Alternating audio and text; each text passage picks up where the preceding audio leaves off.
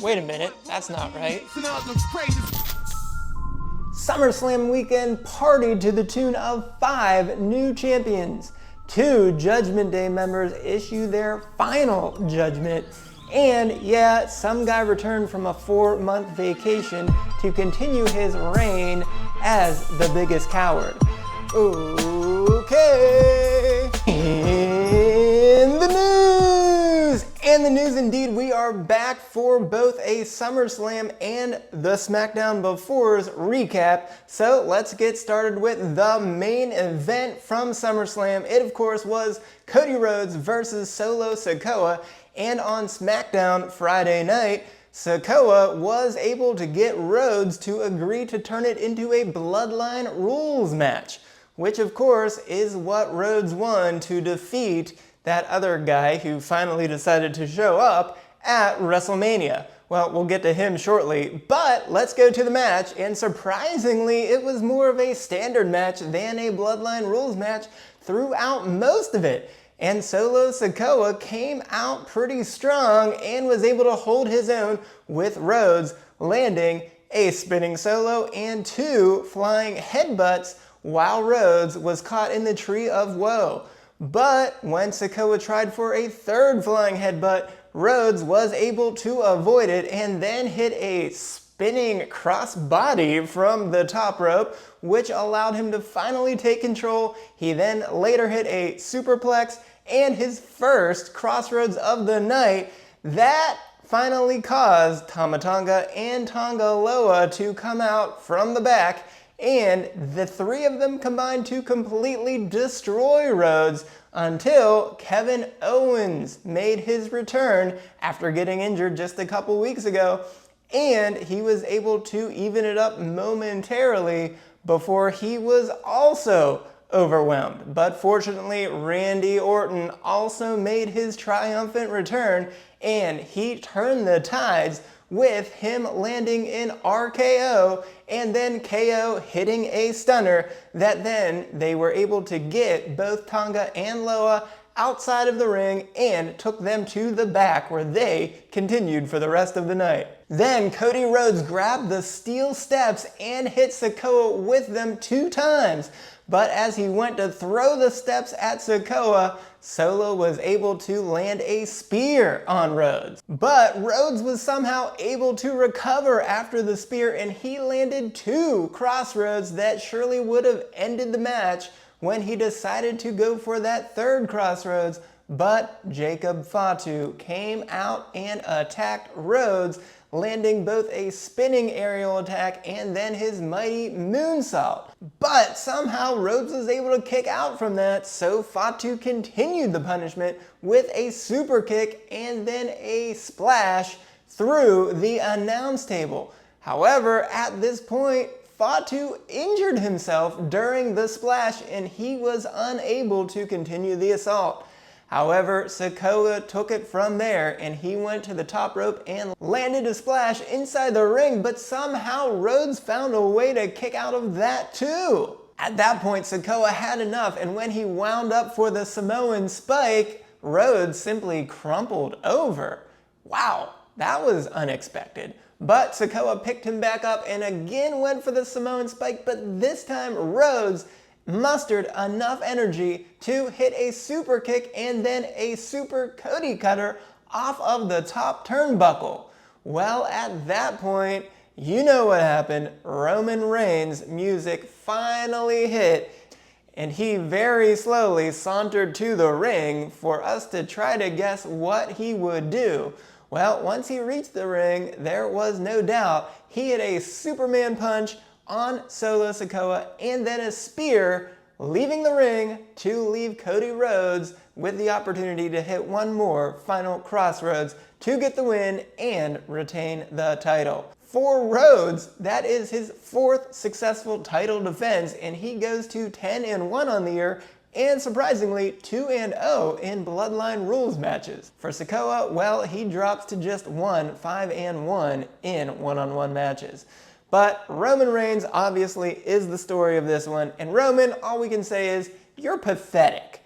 You've got to be kidding me. You made it to Cleveland, you waited the entire match, and we saw 5 other people come out first. Clearly you were resigned to letting Solo win this one, but only was it after Fatu was injured and could not continue that you finally said, I guess I can actually pick the bones here and take advantage of Solo now that he's finally been Cody cuttered off of the top rope. I think, yeah, now is the time when Solo is finally so defeated that I guess I can finally make my way to the ring such that I will not take one little bit of punishment, and instead I can get back at him for reasons unknown, and we'll just let Cody continue with the championship instead of letting my own bloodline run the show with the title. So Roman, we're going to talk a lot about you more later in the week, but for now, pathetic. But we did have plenty of other matches and a lot of other title changes. So let's go to the World Heavyweight Championship between Damian Priest and Gunther. Well, we saw Balor and Priest make up right before the match, with both apologizing to the other, so it seemed like those two were back on the same page for this match. However, it was a little strange that Balor said that if Priest gave him the word that he would come out to the ring. Well, I don't know how he would do that in the middle of a match in the middle of a football stadium, but I guess that was nice. Well, regardless, Priest actually had a pretty good match here with a good game plan taking it to Gunther. Right off the bat, he hit a flatliner that caused Gunther to roll out of the ring in somewhat disbelief, causing him to have to regain composure. But Priest wasn't done there. He later hit a broken arrow, then won a flurry of strikes that caused Gunther to start bleeding on his chest, and then hit a South of Heaven chokeslam that, unfortunately for him, was not quite able to put Gunther away. But Gunther did rally, of course, with a fisherman suplex and 2 big clotheslines, only for that to make Finn Balor come out to the ring. Gunther continued his assault at this point and inflicted tons of damage on Priest for several minutes that seemingly Balor could do nothing about. However, after a big boot to his face, Priest was able to rally and fire himself up by hitting 2 clotheslines and a razor's edge, then a South of Heaven chokeslam. But when Priest went for the cover, Gunther was a little bit too close to the ropes, and Finn Balor turns on his Judgment Day brother, puts Gunther's foot on the bottom rope, and forces the count to stop.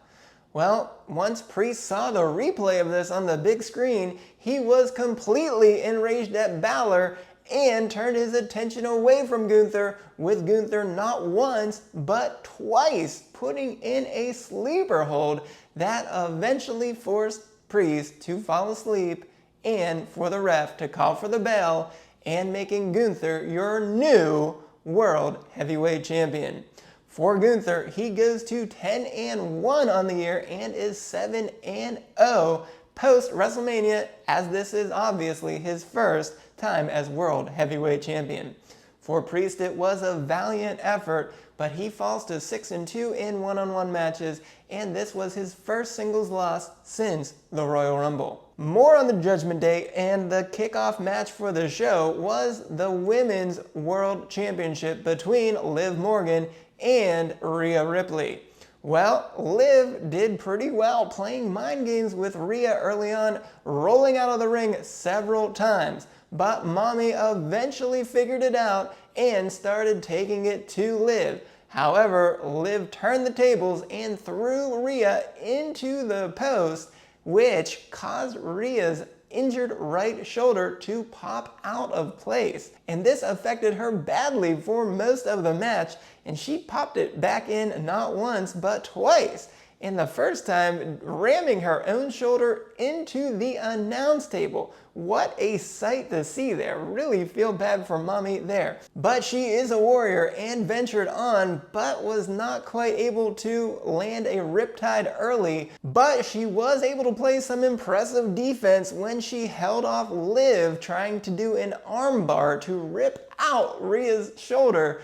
and somehow lifted her up to do a very impressive slam. But at that point, Liv had seen enough and she grabbed a steel chair from ringside and brought it into the ring.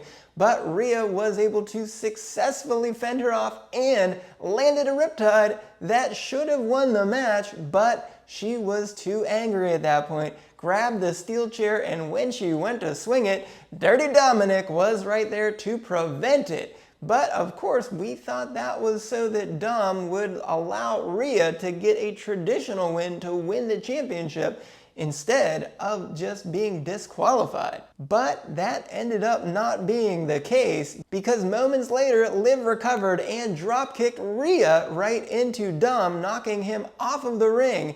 But Dom recovered and went around the ring, placing the chair on the mat and then yelling at the ref from the apron. So Liv found her opportunity and hit an Oblivion on top of the chair, knocking Rhea out and successfully getting the pin to retain the title. For Liv, this is her third successful title defense, and she goes to 6-3 in one-on-one matches, while for Rhea, this was her first loss since December 2022, stopping her 22 match winning streak, and she falls to 3-1 on the year. But more importantly, after the match, she also fell to Liv in that Dom gave Liv a huge kiss and they walked off together. Dom, we've been talking about this many times, my man. I don't know if this was the right call here, man. I mean, Rhea's gonna be a lot more vicious than Liv ever would have been, but I guess the heart wants what the heart wants, and if you look at it, Rhea pretty much avoided you for 3 whole months, so I guess your bond was not really that strong, while this entire time Liv proved that she wanted nothing more than to be with you. So I guess at the end of the day, this might be the right call for love, but it's gonna be the wrong call for feeling a lot of pain. But let's go to our next Women's Championship match, where we saw Bayley take on Nia Jax for the WWE Women's Championship. Well, as you expect, Nia did dominate this one throughout most of the match, and she even landed a Uranagi followed by an Annihilator.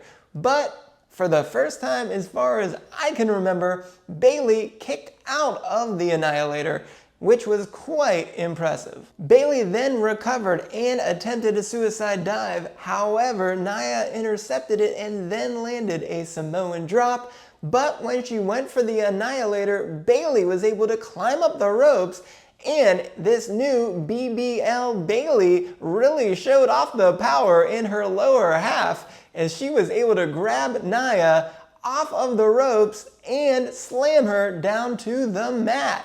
Bayley kept the pressure on by landing an elbow drop from the top rope, but Nia somehow found a way to kick out. At that point, Tiffany Stratton came out with the Money in the Bank briefcase and she ran to the ring and onto the apron looking to cash in, but Bayley knocked her right off of the apron. But with this opening, Nia took advantage, landing back-to-back power slams and 2 more Annihilators, and ensure that she would be the winner and the new WWE Women's Champion. For Nia, she has won 8 matches in a row of any sort and improves to 10-3 in one-on-one action. For Bayley, she had just 2 title defenses since winning the championship at WrestleMania, but this is her first one-on-one loss since January 12th, 2024, and falls to 5-2-1 in 2024. In the mid-card titles, we then had Logan Paul try to defend the United States title against LA Knight. Well, Logan Paul did not waste any time as he attacked LA Knight as he was doing his ring entrance, and the two of them fought for several minutes at ringside before the match even started, which was punctuated with Knight throwing Paul into his own prime hydration station and then landing a neckbreaker on top of the announce table, which very surprisingly did not break, so impressive job for the announce table. Once the match finally started, Logan Paul hit one of the most impressive, crazy springboard moonsaults, flying down onto the floor to knock out Knight. Much later on, he did land one of his patented big rights with his titanium-enforced right hand, but Knight was somehow able to kick out of that. But Knight was able to get some of his offense in as well, landing a very rough superplex off of the top rope. But Knight was distracted at times, and he even found his way at ringside and attacked and threw two of Logan Paul's goons into ringside and decided to attack them instead of Paul. And minutes later, Machine Gun Kelly gave Paul his brass knuckles necklace that he was wearing for Paul to use. Unfortunately for Paul, he was unable to fully connect with Knight, landing a BFT to get the pin and get his first championship in WWE. For Knight, he improves to 8-3 in one-on-one action, winning 3 matches in a row. For Paul, even though he had a very impressive run of 273 days with the title, he only had 2 successful title defenses, and he is 0-3 in all matches since WrestleMania, falling to 2-2 in one-on-one action in 2024. Then on the Intercontinental title side, we had Sami Zayn defending the title against Braun Breaker. And both men were a little anxious early as they both tried to land finishers right off the bat, but both times they were avoided. But Breaker was able to control most of the match and gained such an advantage that he started yelling to Sami to say, "I quit," during the match. But that is not exactly what happened, as Zayn stormed back after this, hitting a blue thunder bomb and an exploder suplex, setting up for the haluva kick. But when he started running towards Breaker, Breaker landed a vicious spear in the middle of the ring, but he had not had enough, ran the ropes at an incredibly high speed, hitting a second spear to get the win to earn himself his first main roster championship. For Breaker, he's now won back-to-back matches after dropping 4 in a row and is now 9-4 in one-on-one matches. Well, for Zayn, he had a very impressive 5 title defenses as well as 1 disqualification loss, but he is still an impressive 11-7 in one-on-one action. We did have 1 non-title match, but that's why it's last on this list, because it was a hard-hitting affair between Drew McIntyre and CM Punk with Seth Rollins as the special guest referee. And the hatred boiled over early between all 3 men, really, but it proved to be the bracelet as the catalyst for the ending of this match, as Punk noticed the bracelet when he put in the Anaconda Vice, but let it go to try to take the bracelet off of McIntyre, which he did, but it fell to the mat instead of him being able to put it onto his wrist. So Rollins did his referee duty and picked it up and put it on his wrist. So as Punk continued to take control and was about to hit a go to sleep on McIntyre, he saw the bracelet on Rollins' wrist and started arguing with him. So McIntyre hit Punk from behind, causing Rollins to fall out of the ring. But Punk regained control over McIntyre and landed that GTS, but Rollins was nowhere to be found, so Punk was in that pin for several seconds before Rollins finally started to count, but at that point, McIntyre had gained the energy to kick out at 2. Punk again went up to Rollins and began arguing again, but this time Punk had had enough and hit a GTS on Rollins. But this distraction allowed McIntyre to kick Punk for a low blow in the same way that Punk had done to him at Clash at the Castle, and then McIntyre landed a Claymore, and Rollins slowly made his way over to them, and he was able to count the 3 for McIntyre to get the win. Not only did McIntyre regain the bracelet, but he improved to 9-3 in one-on-one action. Well, for CM Punk, this is obviously his first match since the Royal Rumble, so he is 0-2 in all singles matches since returning to the WWE. Beyond the map for SummerSlam, I guess we can briefly say that Jelly Roll was able to get the best of A-Town Down Under, and he hit both members with a steel chair, then did a chokeslam on Theory, and with The Miz and R-Truth, all three of them combined for a 15-knuckle shuffle. So congratulations to Jelly Roll for that. But we did have Friday Night SmackDown with 2 more title matches, so let's go to that next. With the main event being for the WWE Tag Team Championships between DIY and the Bloodlines, Tama Tonga and Jacob Fatu, who had just won a 6-team gauntlet match the week before. Well, DIY was actually very impressive in trying to hold off the Bloodline, with Gargano landing his springboard spear, Ciampa hitting an air raid crash, and them teaming up for a shatter machine. But then they tried to meet in the middle when Tonga Loa distracted the ref, and Solo Sikoa was right there to hit a Samoan spike on Ciampa. But DIY somehow recovered from this, and Gargano hit 3 super kicks against Tonga, Loa, and Fatu, and then a suicide dive on Tama Tonga, and finally a poison rana on Fatu, but that somehow did not affect him, and Fatu went on a rampage, hitting a super kick, then a pop-up Samoan drop, then a mighty moonsault, and punctuating it with an implant DDT to get the win and to become tag team champions. Well, for Tonga and Fatu, they've won 2 matches in 2 weeks, and that is all it took to become the champions. For DIY, well, they had the championships for less than 1 month, as this was their second attempt at defending the title, and they fall to 5-4-1 in traditional tags. On the women's side, we also saw Fyre and Dawn attempt to defend the women's tag team championships against Jade and Bianca, and this started before the bell with Fyre and Dawn attempting to attack Jade and Bianca, but those two were ready and suplexed them right away. But Fyre and Dawn was still prepared and tried any kind of tactic to hold those two at bay, and even landed an impressive Swanton Bomb backbreaker combo move that slowed down Jade for a while, but it was not enough, as Bianca came in on Fyre and eventually won a braid tug of war against Fyre that would land a KOD if Blair Davenport didn't come out of the locker room and throw Jade into steel steps, forcing a disqualification. Well, for Jade and Bianca, they do get the win and they improve to 7-0, but they do not become champions here. And for Fyre and Dawn, they retain but fall to 1-3 in traditional tags.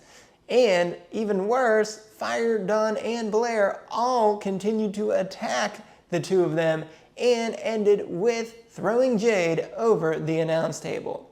We had 2 non-title matches. First, Andrade took on Carmelo Hayes in a rematch from a few weeks ago, and Hayes admittedly actually seemed to learn a few things with some good defense. But near the end of the match, he landed 2 super kicks and attempted to go off the top rope, but Andrade avoided it and attempted to hit the message, but Hayes was able to avoid it and roll him up from behind. But even grabbing the tights, Andrade was able to turn the tide and pin him from behind with his own roll-up. So Andrade goes to 2-0 in this head-to-head matchup, and as a broken record, as we say every week, Andrade just wins, and he is 6-0 in one-on-one, and Hayes just loses as he goes to 1-6-1 in one-on-one action. Finally, we did have Santos Escobar take on Apollo Crews, and this was your typical Legado del Fantasma type match, which Baron Corbin tried to neutralize the other members of Legado del Fantasma, but it was not enough, as Angel grabbed him from underneath the mat, and then Berto took him out from ringside, and in this distraction, Crews was caught and Escobar grabbed him off of the top rope and delivered the Phantom Driver to get the win. For Escobar, he's won 5 out of his last 6 one-on-one matches, going to 6-3. And for Cruz, he falls to 0-4 in one-on-one matches and is 0-7 in all matches in 2024. Beyond the mat for SmackDown, not much to say, but LA Knight did hilariously deface a banner that Cleveland dignitaries were raising in Paul's behalf and then stole his prime truck. Now, we will say that he returned it at SummerSlam, but not before he decided to break the front driver's window. And lastly, Nia did give Tiffy a nice new pink Money in the Bank briefcase as she promised to do last week, but Tiffy promised that she would not cash in on Nia once she became champion. And of course, Chelsea had to get in the final word, and she said that the new briefcase looked tacky. And with that, let's go to STFs. And in this weekend's STFs, we first, as always, start with the Bloodline edition, and well, it was a rather light weekend for them. But we did have Tonga Loa distracting the ref and Solo Sikoa hitting a Samoan spike during the Tag Team Championship match, so both Loa and Sikoa will get 1-week suspensions. Then in the women's tag team title match, we had Fyre and Dawn attacking Jade and Bianca unsuccessfully before the match, but Fyre and Dawn still pick up a fine. Then Belair Davenport caused a disqualification by throwing Jade into the steel steps, so Belair gets a 1-week suspension. And lastly, Belair, Fyre, and Dawn all kept attacking Bianca and Jade after the bell, so the 3 of them get fines. Angel, Berto, and Corbin all kind of just fought each other at ringside during the match, so we will not give any of them an STF. And lastly, Logan Paul hilariously stole Logan Paul's prime truck. Now, we'll say that the Sports Zoo is a lawyer, so he gave me a little bit of advice here. He said that this is not really Grand Theft Auto, even though that would be fun since everyone loves that video game, but it only amounts to joyriding, as Knight never really had an intention to keep the truck. And this indeed did prove to be true when he returned it at SummerSlam. So because of that, we will only give it a 2-week suspension. But let's continue to SummerSlam with them, as Knight brought the truck back, but he couldn't help himself and broke the front window. So for that, he will get an additional 1-week suspension. But Logan Paul was obviously not very happy about that, and he attacked Knight while he was still making his ring entrance, so Paul will have to pick up a fine.